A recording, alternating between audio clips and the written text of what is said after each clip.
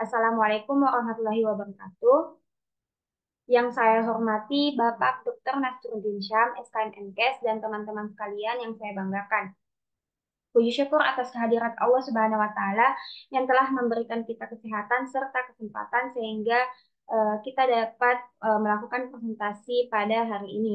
Salawat serta salam tak lupa pula kita junjungkan kepada Nabiullah Muhammad SAW yang telah uh, membawa kita dari zaman jahiliyah ke zaman yang terang benderang ini.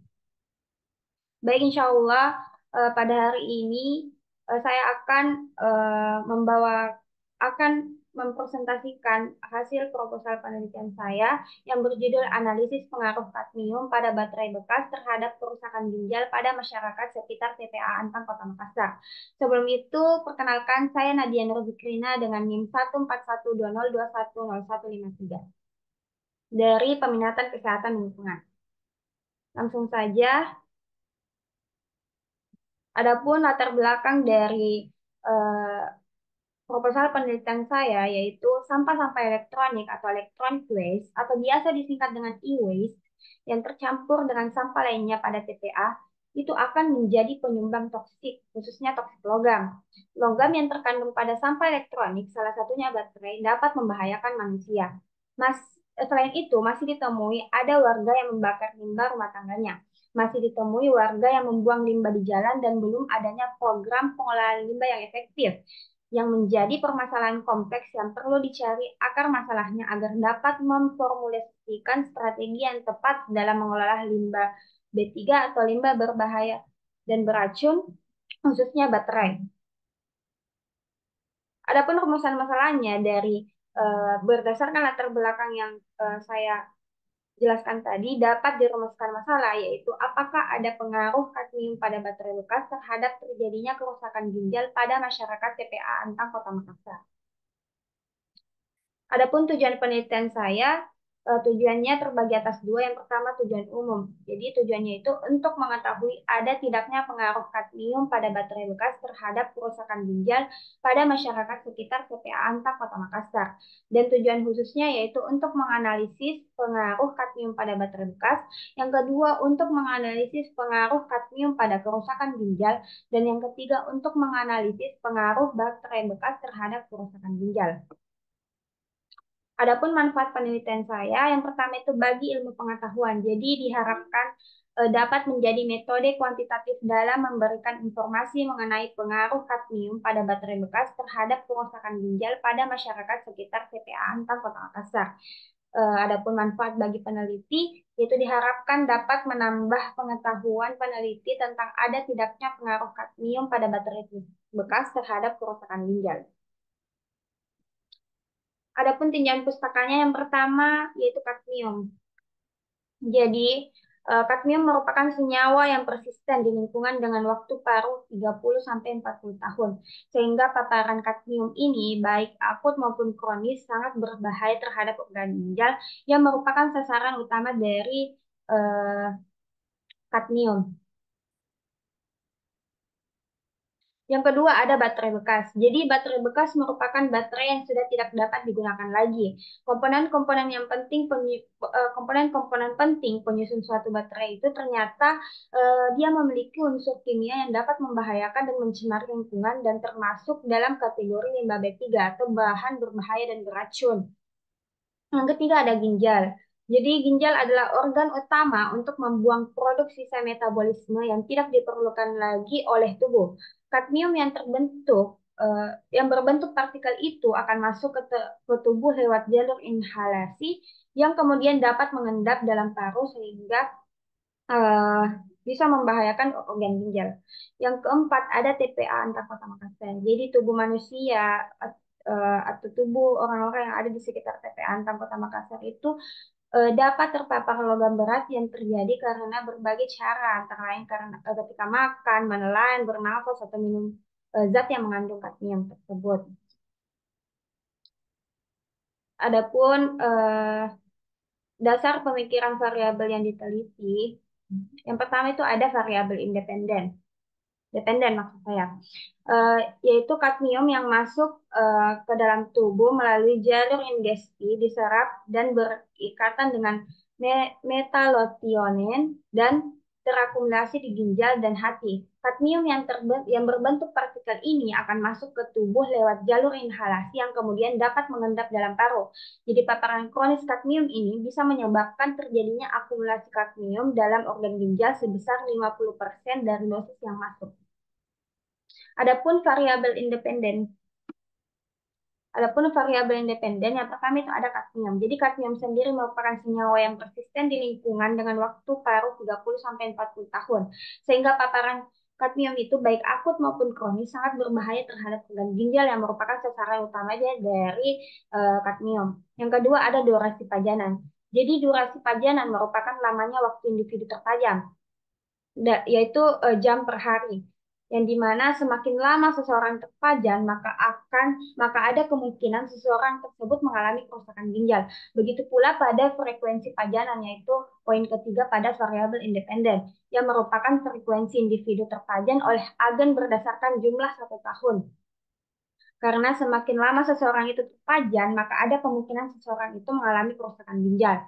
Yang keempat, pada variabel independen saya itu semakin bertambahnya usia, yaitu usia. Maksudnya semakin bertambahnya usia, semakin sel-sel tubuh itu akan melemah. Sehingga apabila seseorang terkena efek kadmium dengan usia yang sudah tidak muda, maka ada kemungkinan terjadi kerusakan ginjal karena jumlah nefron yang berfungsi berkurang setiap 10% setiap tahunnya.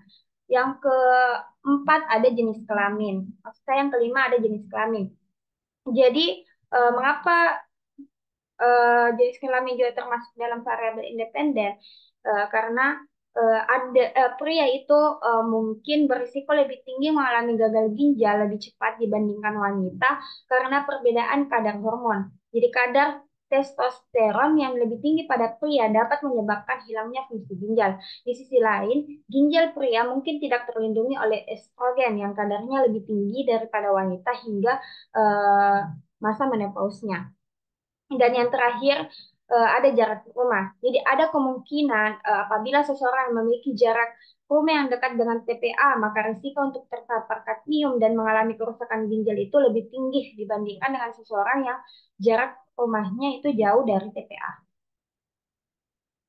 Berikut bagan kerangka konsep pada penelitian saya pada variabel independennya, yaitu terdiri dari kadar kadmium pada baterai bekas, durasi pajanan, frekuensi pajanan, usia, jenis kelamin, jarak rumah dari TPA. Yang dari 6 poin ini dapat ada kemungkinan untuk mengalami kerusakan ginjal, yaitu pada variabel dependen pada penelitian saya. Selanjutnya yaitu hipotesis. Jadi hipotesis sendiri itu adalah eh, jawaban sementara penelitian, patokan duga atau dalil sementara yang kebenarannya akan dibuktikan dalam penelitian nantinya. Adapun hipotesis yang digunakan dalam penelitian ini yaitu yang pertama, ada hubungan kadar kadmium pada baterai bekas terhadap kerusakan ginjal pada masyarakat sekitar TPA Antang Kota Makassar. Yang kedua, ada hubungan durasi pajanan terhadap kerusakan ginjal pada masyarakat sekitar TPA Antang Kota Makassar. Yang ketiga, ada hubungan frekuensi pajanan terhadap kerusakan ginjal pada masyarakat sekitar TPA Antang Kota Makassar. Yang keempat, ada hubungan usia terhadap kerusakan ginjal pada masyarakat sekitar TPA Antang Kota Makassar. Dan yang kelima, ada hubungan usia terhadap kerusakan ginjal pada masyarakat sekitar TPA Antang Kota Makassar. Dan yang terakhir, ada hubungan jarak rumah terhadap kerusakan ginjal pada masyarakat TPA Antang Kota Makassar. Selanjutnya ada definisi operasional dan kriteria objektif. Variabel yang pertama yaitu konsentrasi kadmium pada baterai bekas. Definisi operasionalnya yaitu konsentrasi kadmium yang terdapat pada baterai bekas yang dibuang di TPA Antang Kota Makassar dan mencemari masyarakat sekitar TPA. Yang kedua ada durasi pajanan. Lamanya waktu individu terpajan oleh sumber agen di lokasi penelitian yang didapat berdasarkan pajanan yang sebenarnya. Yang ketiga ada frekuensi pajanan. Definisi operasionalnya yaitu frekuensi individu terpajan oleh agen berdasarkan jumlah 1 tahun. Yang keempat ada usia. Jadi lamanya waktu hidup yaitu terhitung sejak lahir sampai dengan sekarang. Yang kelima ada jenis kelamin responden pada saat dilakukan pengambilan data. Dan yang terakhir ada jarak rumah. Jadi pengukuran jarak rumah dari sumber pencemar yaitu tempat pembuangan akhir Antang Kota Makassar. Adapun metode penelitian yang saya gunakan, yang pertama desain penelitiannya. Jadi jenis penelitian ini menggunakan metode analitik observasional yang bertujuan mengungkapkan hubungan korelatif antar variabel dengan menggunakan pendekatan cross-sectional sectional group design, yaitu rancangan penelitian yang pengukuran atau pengamatannya dilakukan secara simultan pada satu saat atau sekali waktu. Yang kedua ada waktu dan lokasi penelitian. Jadi penelitian ini direncanakan akan dilakukan pada tahun 2024 atau tahun ini, yang tempat penelitiannya akan dilakukan di tempat pembuangan akhir TPA Antang Kota Makassar, Sulawesi Selatan. Yang ketiga ada populasi. Jadi populasi dalam penelitian ini adalah seluruh masyarakat yang bertempat tinggal di sekitar TPA Antang Kota Makassar, Sulawesi Selatan. Sampel dalam penelitian ini yaitu 50 kakak atau kartu keluarga yang diambil menggunakan teknik simple random sampling yang dimana kriteria inklusinya yaitu bersedia dijadikan responden dan bertempat tinggal di sekitar TPA Antang Kota Makassar. Dan yang kedua, adapun kriteria eksklusinya tidak bersedia menjadi responden dan berada di luar wilayah TPA Antang. Yang kelima yaitu variabel penelitian. Variabel uh, independen dalam penelitian ini yaitu kandungan kadmium pada baterai bekas. Adapun variabel dependennya yaitu kerusakan ginjal. Sumber dan teknik pengumpulan data. Jadi sumber data yang saya gunakan adalah data primer, yaitu data yang dikumpulkan oleh peneliti sendiri, meliputi identitas responden dan hasil pemeriksaan kadmium pada urin responden. Adapun teknik pengumpulan datanya, jadi pengumpulan datanya dilakukan dengan cara calon responden diberikan penjelasan tentang tujuan dan manfaat penelitian, kemudian peneliti melakukan pemberian kuesioner terhadap responden meliputi identitas responden. Selain itu dilakukan dengan melakukan pemeriksaan laboratorium, yaitu pemeriksaan sedimen urin untuk menentukan banyaknya kadmium yang terdapat pada masyarakat sekitar TPA Antang Kota Makassar. Dan yang ketujuh ada pengolahan data. Jadi teknik pengolahan data dilakukan melalui editing, entry data, dan cleansing. Data yang telah dikumpulkan kemudian dianalisis menggunakan aplikasi SPSS dalam komputer. Data dianalisis dengan uji statistik univariat beserta bivariat dan analisis hubungan antar variabel serta signifikasinya dilakukan dengan menggunakan uji chi-square. Dan terakhir ada metode analisis data. Jadi data yang dihasilkan dianalisis kemudian dibahas dengan membandingkan hasil yang diperoleh dengan teori yang ada mengenai pemeriksaan kadmium pada urin. Berikut daftar pustaka yang saya ambil sebagai referensi dalam penyusunan proposal saya. Baik, sekian dan terima kasih. Mohon maaf bila ada salah kata. Wabillahi taufik wal hidayah. Wassalamualaikum warahmatullahi wabarakatuh.